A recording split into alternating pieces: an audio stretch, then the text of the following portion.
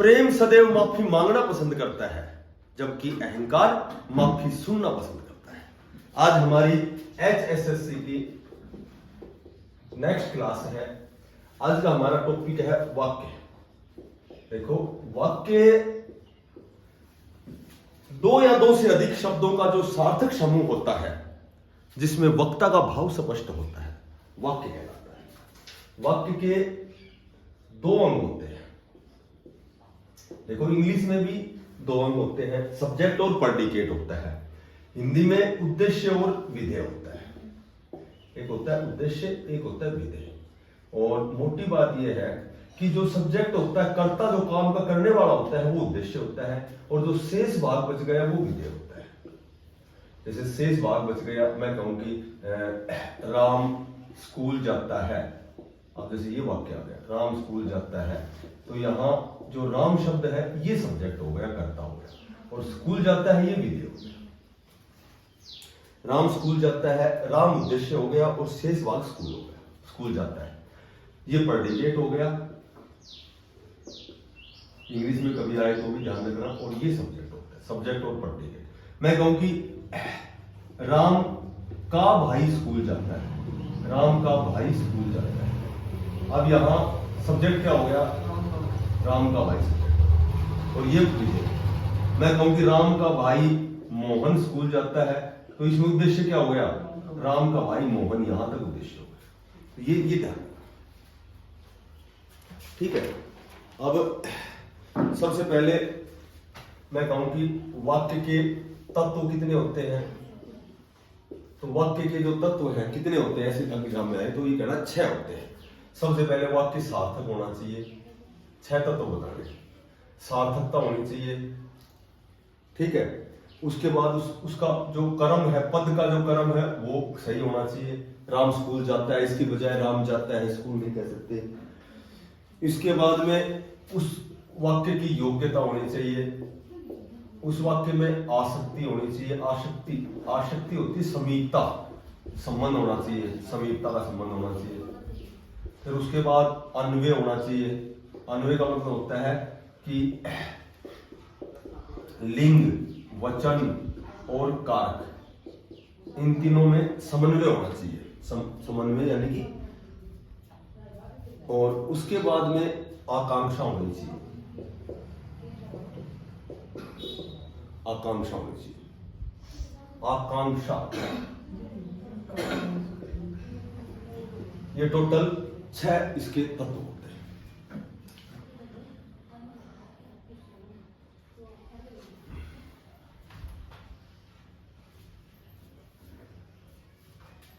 उसके बाद एक क्वेश्चन पूछते हैं कि जो वाक्य होता है इसमें त्रुटियां कितने प्रकार की होती है। तो वाक्य में जो त्रुटियां हैं वो 3 प्रकार की होती है। एक तो पदक्रम संबंधी, यदि पदक्रम है गलत है तो ये गलती हो गई। एक बलाघात संबंधी, जो हम गलत शब्द पे जोड़ देते हैं तो उसका अर्थ बदल जाता है, ये गलती होती है। और एक होती है वाच्य संबंधी, बोलने की।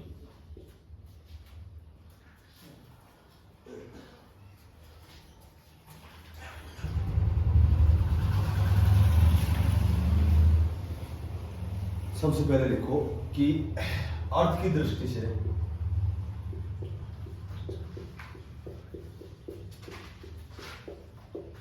वाक्य के 8 भेद होते हैं। यदि वाक्य के भेद पूछे जाए अर्थ की दृष्टि से तो 8 भेद होते हैं। अर्थ की दृष्टि से वाक्य के 8 भेद कौन कौन से होते हैं? सबसे पहले विधानवाचक होता है। विधानवाचक, इसमें लिखो विधानवाचक में किसी भी वाक्य के माध्यम से जब हमें जानकारी प्राप्त होती है तो वो विधानवाचक होता है। जैसे दिल्ली भारत की राजधानी है, इस तरह के वाक्य हमेशा विधानवाचक होते हैं, कोई भी जानकारी जो हमें मिलती है। दूसरा देखो प्रश्नवाचक, जिसमें प्रश्न किया जाता है। तीसरा आज्ञावाचक, आज्ञावाचक जो भी होता है इसको विधि सूचक भी बोलते हैं। विधि सूचक भी बोलते हैं। आज्ञा देना लेना। नंबर 4 इच्छा सूचक। नंबर 5 विस्मयादिवाचक। इसमें इच्छावाचक जो होते हैं, इसमें इच्छा भी होती है, आकांक्षा भी होती है, इसमें आशीर्वाद भी आता है, आशीर्वाद भी आता है, आकांक्षा भी आती है, ये सभी इच्छा सूचक। विस्मयादिवाचक, इसमें एक्सक्लेमेटरी साइन आता है। छठा होता है संदेहवाचक, इसमें संदेह का बोध होता है। सातवां होता है ये संकेतवाचक। संकेतवाचक क्या होता है? संकेतवाचक में लिखो कि संकेत का बोध होता है, इसमें दो क्रियाएं एक दूसरे पर निर्भर होती है। संकेतवाचक में दो क्रियाएं एक दूसरे पर निर्भर होती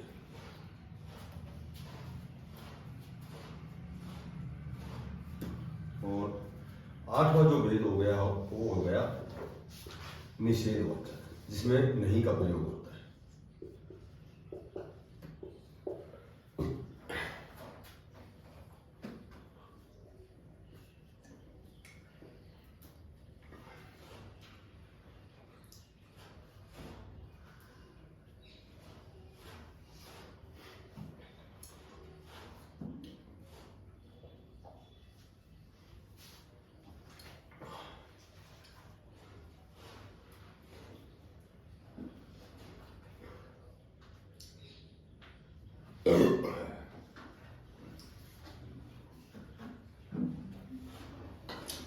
सुनो, विधानवाचक में किसी को जानकारी, कोई भी जानकारी प्राप्त होती है विधानवाचक की कोटि में आते हैं।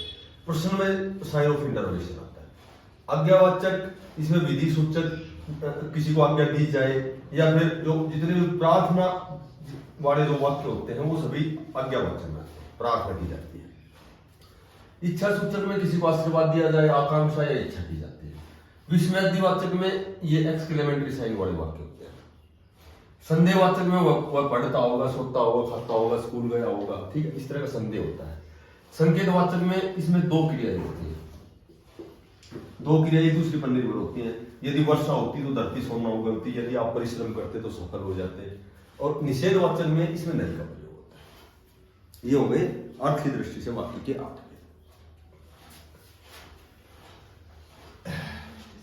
उसके बाद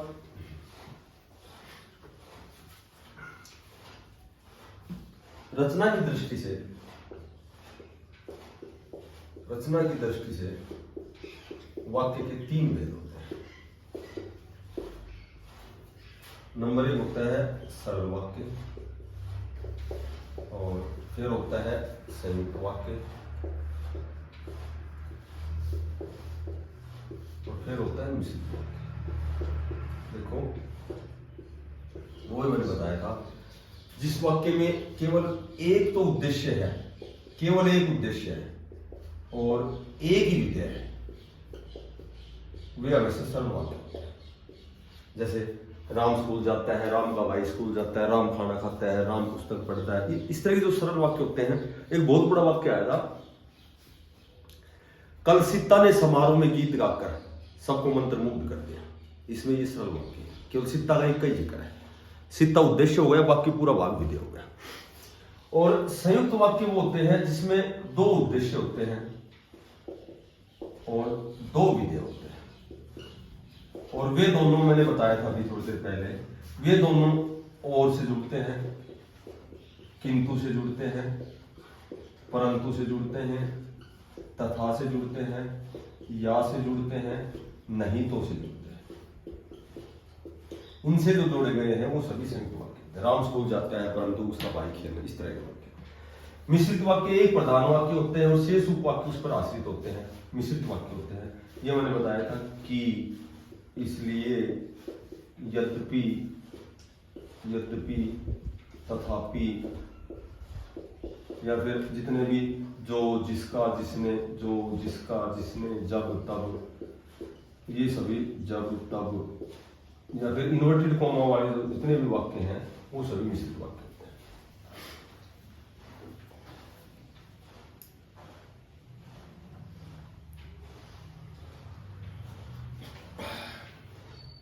ठीक है।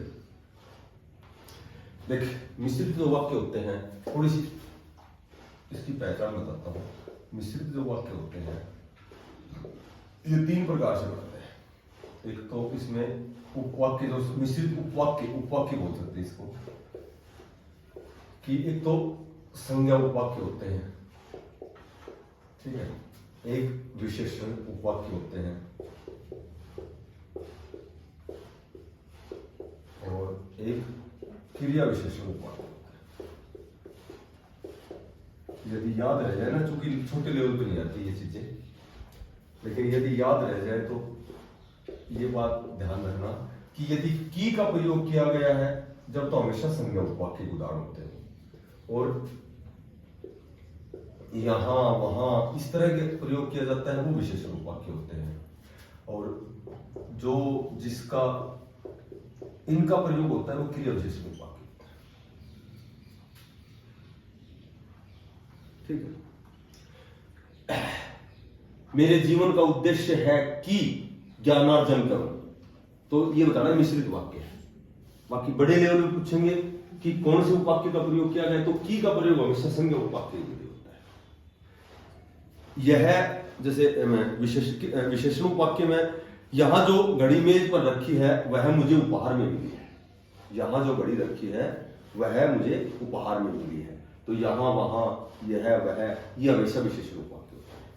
और ये जो जिसका जो जैसा बीज बोता है वैसा ही पाता है, जो जिसका जो जैसा करता है वैसा ही पाएगा।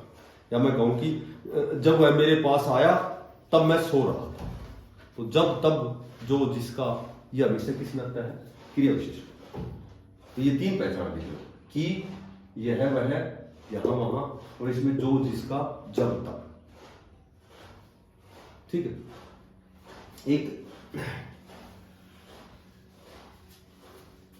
एक आता है, एक तो वाक्य विश्लेषण होता है, एक तो वाक्य विश्लेषण होता है, और एक वाक्य संश्लेषण होता है। देखो, संश्लेषण का मतलब है जोड़ना, और विश्लेषण का मतलब होता है अलग करना। मोटी बात यह है कि विश्लेषण का मतलब होता है कि वाक्य में जो भी शब्द प्रयुक्त हुए हैं, जो पद आए हैं, जो वाक्य में जो पद है उनका अलग अलग, उनका विश्लेषण करना, अलग अलग करना, उनका परिचय देना, वो वाक्य विश्लेषण होता है। और अलग हुए पदों को जोड़कर एक पूरा एक वाक्य बनाना, वो वाक्य संश्लेषण होता है। जोड़ना संश्लेषण, विश्लेषण अलग करना।